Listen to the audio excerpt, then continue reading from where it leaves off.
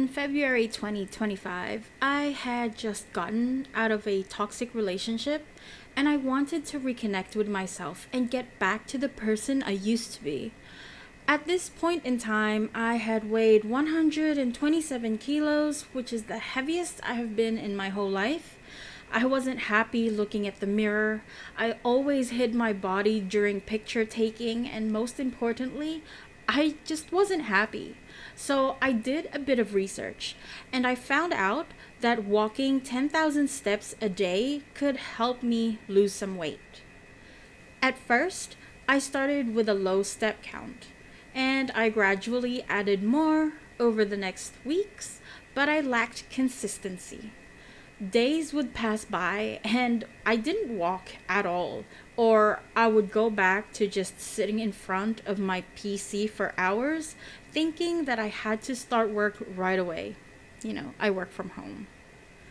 I got so used to my old routine of waking up, doing work, and ordering takeout that it became too hard to break, and it was so easy to fall back to what was comfortable. It wasn't until the end of May when I decided to get serious about really losing the weight I had gained over the years, to finally start becoming happy with myself again. That's when I started trying other ways of losing weight. I looked into correcting the kinds of food I ate. I started replacing my usual takeout food with vegetable and fruit juices along with healthier meals. But through all the ups and downs, I still managed to reach my first goal of going down to 100 kilos.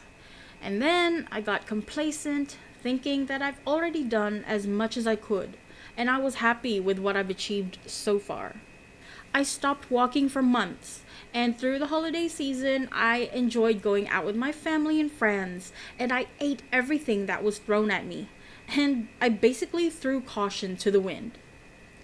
Now I've gone back to 107 kilos. This was when I first weighed myself back in January.